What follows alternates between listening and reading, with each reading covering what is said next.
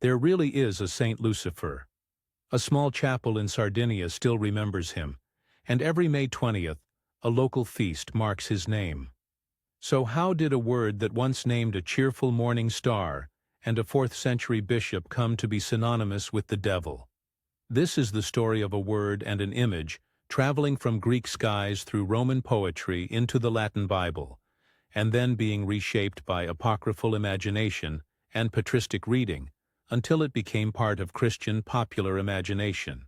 If you enjoy careful historical storytelling about how words and ideas evolve across centuries, consider subscribing to the channel. We publish deep dives like this every day, exploring the long afterlives of ancient concepts. Begin with a sky.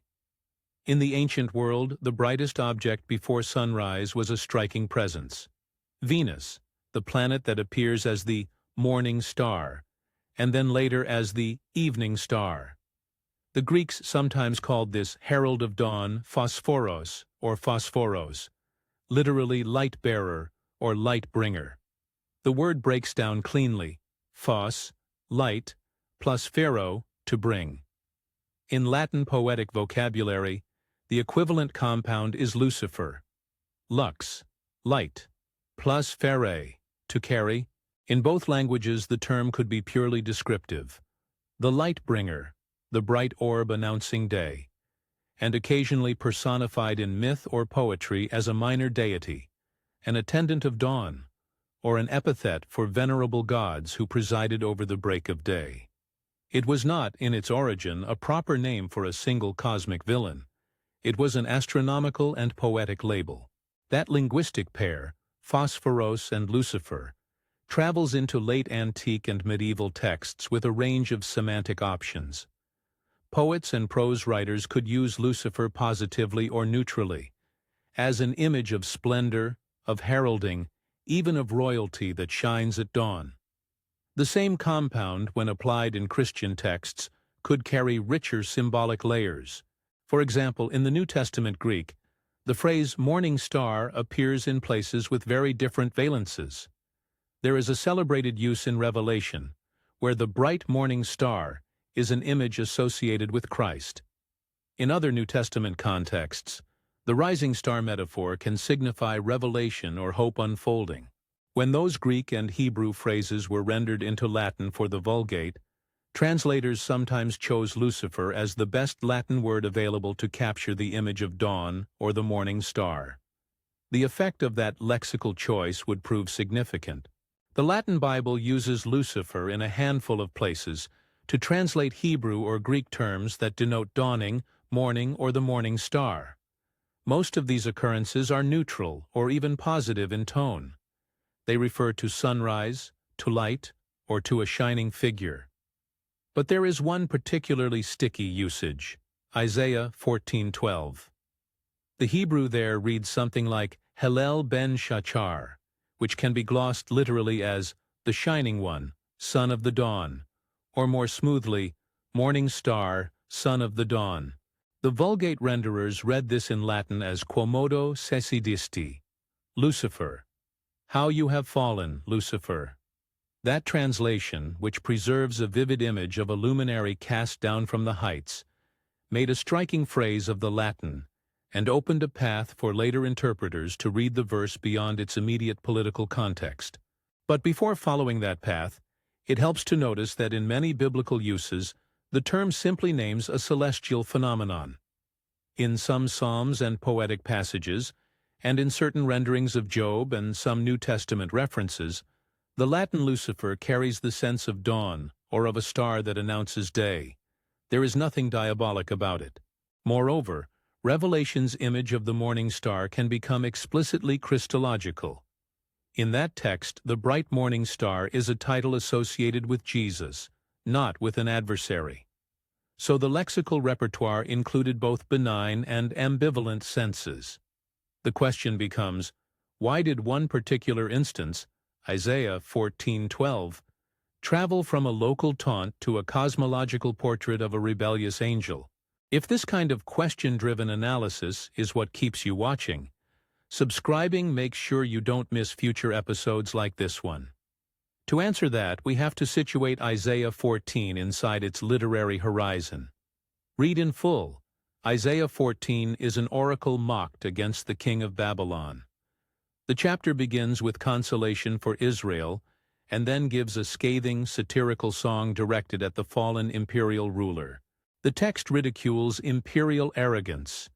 The tyrant who sought to dominate nations is now reduced to a pathetic ruin.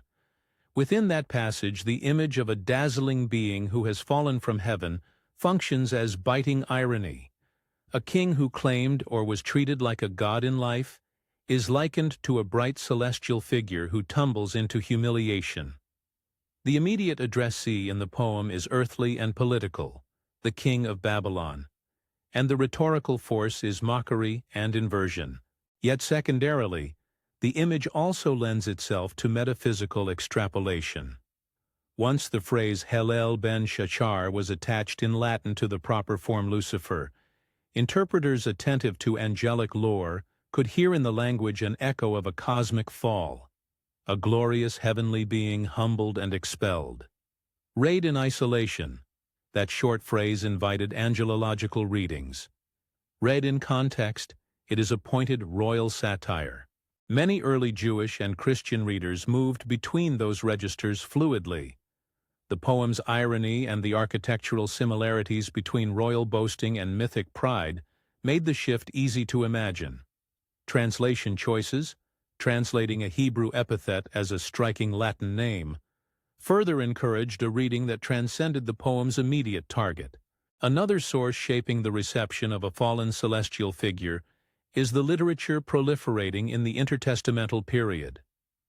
The Book of Enoch, not part of the Hebrew canon and non-canonical for most later Jewish and Christian traditions, yet extremely influential in certain circles, supplies a much fuller narrative of heavenly beings who transgress. In the Enochic imagination, a leader of angels, often named Semjaza or Semyaza, persuades other heavenly watchers to descend, take human wives, and thereby produce hybrids known as the Nephilim, or giants. A figure named Azazel becomes associated with the transmission of forbidden arts and knowledge. The heavenly council turns violent and disorderly. Divine justice punishes the transgressors, binding or imprisoning them and sending the monsters of their union to die on earth. This is a vivid mythic tableau of angelic rebellion, corruption, and divine retribution, a narrative that supplies concrete names and dramatic scenes where the canonical Hebrew Bible is often terse. Genesis 6 in the Hebrew Bible is famously compact and somewhat ambiguous. The phrase, sons of God, who saw that the daughters of humans were fair, and the brief mention of the Nephilim create interpretive space. Some early interpreters read sons of God as angels. Others read it as descendants of Seth, intermarrying with Cainite lines. Later Christian exegetes and Jewish traditions variously favored the angelic reading or the human lineage reading depending on theological and moral concerns. The Book of Enoch expands Genesis 6 into a lengthy legend with personalities, a narrative arc, and consequences that explain the flood and many other features. Although Enoch was not canonical in most Jewish and Christian canons, the book circulated widely in Second Temple Judaism and among many early Christians. The New Testament letter of Jude even quotes Enoch directly in a passage that indicates the book's currency among some Christian readers. That cultural presence meant that when later interpreters read a tantalizing line like Isaiah's "Morning star fell," they could easily combine it with Enochic narratives of angelic fall, to imagine a cosmic rebel whose fate mirrored the satirical humiliation of the Babylonian king. Patristic reception, the way church fathers and early Christian writers read scripture, played a major role in consolidating these imaginative moves. Some early Christian writers, reading Isaiah and aware of Enochic material, interpreted Isaiah's falling luminary in a cosmic key, identifying the image with a proud angel cast down. Others read the passage more strictly as a taunt against a human monarch. Over time, however, the cosmic reading gained traction in homiletic, allegorical, and polemical texts. Latin translations that put a single striking word, Lucifer, in the text made it linguistically easier to treat the figure as a name, a fallen light-bringer. Preachers and theologians, seeking to speak about the origin of evil and about pride and cosmic disorder, found in the combined resources of Isaiah's image, Enochic expansion, and patristic reflection, the raw materials for a theology of a primordially rebellious angel. This is also where translation matters as a historical force. Translators make choices not merely about words, but about emphasis and imagery. Rendering Hebrew Hallel ben Shachar with the Latin Lucifer preserved an arresting, almost nominal form. It turned a poetic epithet into a quasi-personal label that readers could treat like a name. That move did not, by itself, invent the devil, but it became one hinge among several, linguistic, literary, and theological, that allowed a once predominantly astronomical phrase to be recolored in the colors of cosmic rebellion. It is important to stress that the Hebrew Bible itself, read in its wider context, does not present a clear, single-line declaration that the king of Babylon is Satan, or that the morning star is an angelic figure by name. What happened was interpretive layering over centuries. To illustrate the cultural complexity, consider the historical figure named Lucifer of Cagliari. He was a bishop in the 4th century who opposed Arianism, the theological movement denying the full divinity of the Son advocated by some during the reign of Constantius II. Historical records suggest he was exiled for his firmness under imperial pressure, and upon return he maintained a rigorous posture, refusing to reconcile clergy who had compromised with Arianism. His followers were sometimes called Luciferiani after him. For centuries, in parts of Sardinia and beyond, local devotion remembered him as a zealous defender of orthodoxy. The very existence of a venerated bishop whose name was Lucifer demonstrates how, in the patristic world, Lucifer could be a personal, even honorable name. That reality undercuts any simplistic claim that the word Lucifer was always already demonic in Latin antiquity. At the same time, the later appropriation of the term in theological and popular discourse as a name for a diabolic figure created painful ironies for those who bore the name innocently in earlier contexts. The medieval period and late antiquity are where the image begins to harden. Preachers, theologians, and poets drew on biblical and extra-biblical traditions to fill in narrative lacunae. How did pride originate? How did a creature created good become a source of evil? Homiletic literature often used Isaiah's mockery and Enoch's elaborate episodes as complementary pieces of a larger puzzle, and they did so in ways that emphasized moral lessons about hubris and divine reversal. Latin theology, heavily informed by the patristic readings that had already leaned toward a cosmic interpretation, began to refer to a rebellious Lucifer in a more personalizing way, sometimes conflating the image with Satan or Diabolos. Medieval poets and theologians, including influential literary works, cemented the association in popular imagination. John Milton, for example, in modern English literary culture, dramatized a satanic figure whose proud fall echoes these earlier motifs. Milton's portrayal amplified and humanized the rebel into a central character of Christian literary imagination. The end result across centuries is a durable popular linkage: Lucifer, the devil. Yet the scholarly story resists a single causal narrative. There is no single decisive moment when the name Lucifer was stamped as the proper name of Satan. Rather, we see a series of moves, lexical, translational, narrative, and exegetical, that together produced a persistent association. Translation choices like the Vulgate's Lucifer, Enochic narratives circulating in diverse communities, patristic homiletics reading Isaiah cosmically, medieval theological consolidation, and later literary elaborations all contributed. At several junctures, alternative readings persisted. Many biblical uses of the morning star remained positive. Many Christian readers continued to celebrate the light-bringing imagery in Christology. and local saints named Lucifer testify to the name's benign use in particular contexts. This layered history has practical consequences even today. The name Lucifer appears in art, literature, and popular culture as shorthand for the archetype of a proud rebel. That usage carries the accumulated weight of centuries of interpretation. But it is not a one-to-one reflection of any single ancient text.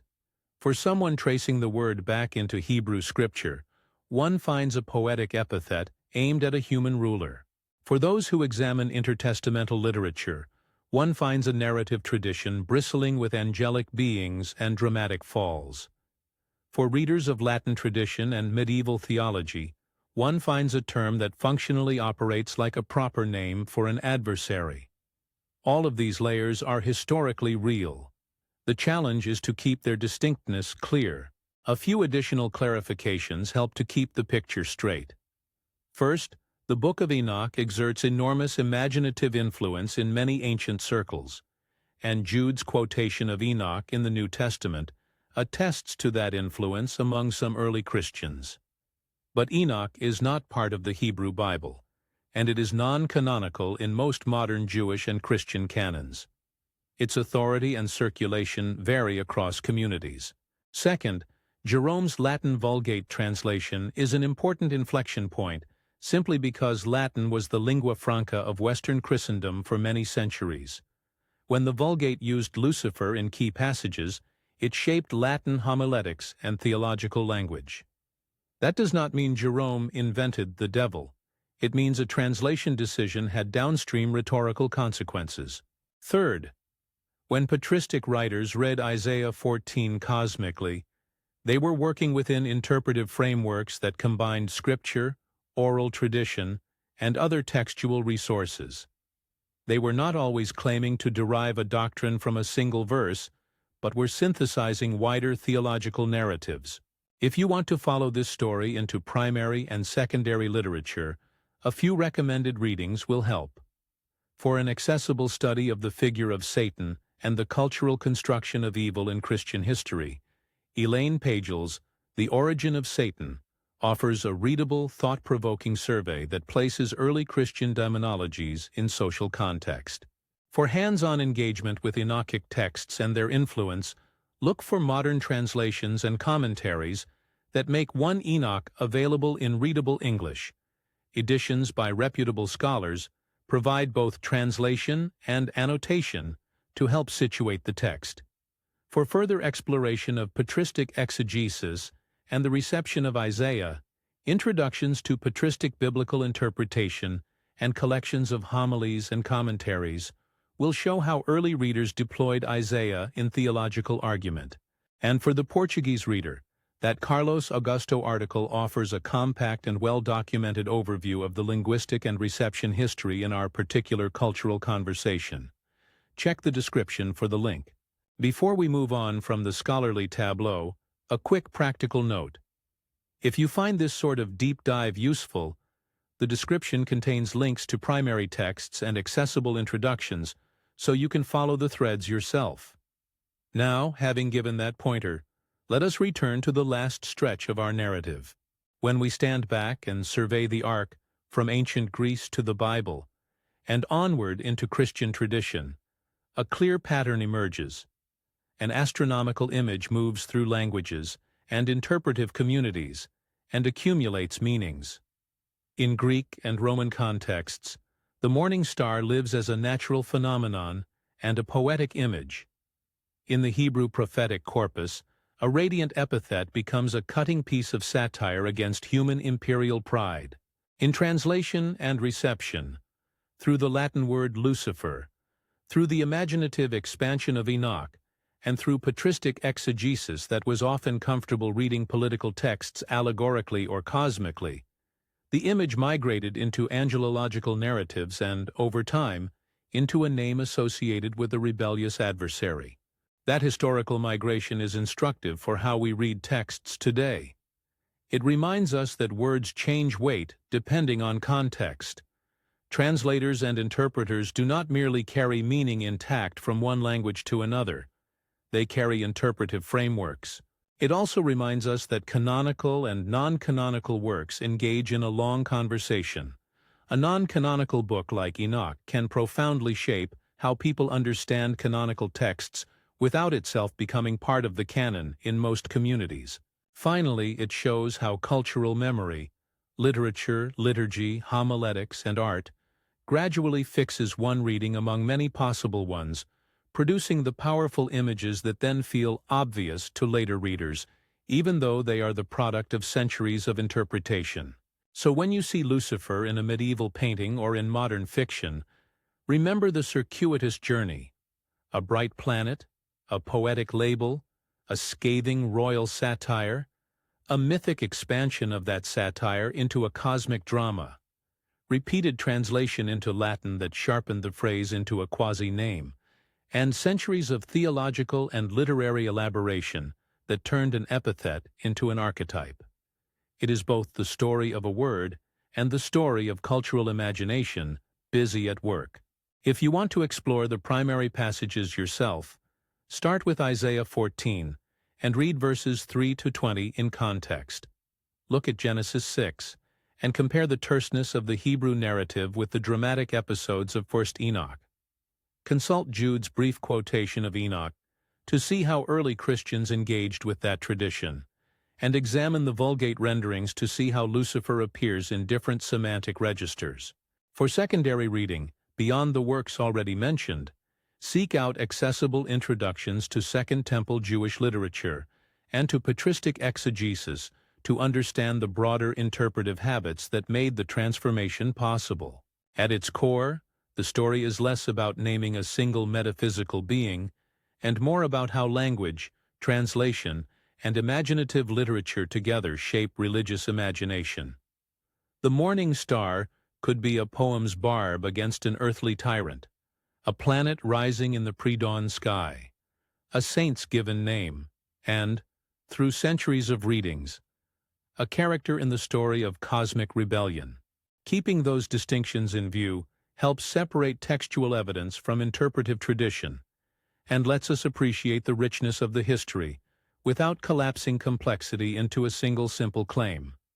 If this journey through language, translation, and early Christian imagination reshaped how you think about familiar terms, please like the video, subscribe if you haven't already, and share it with someone who enjoys the history behind religious ideas. We publish new deep dives every day, because the stories behind the words are often as revealing as the doctrines themselves. Until the next exploration.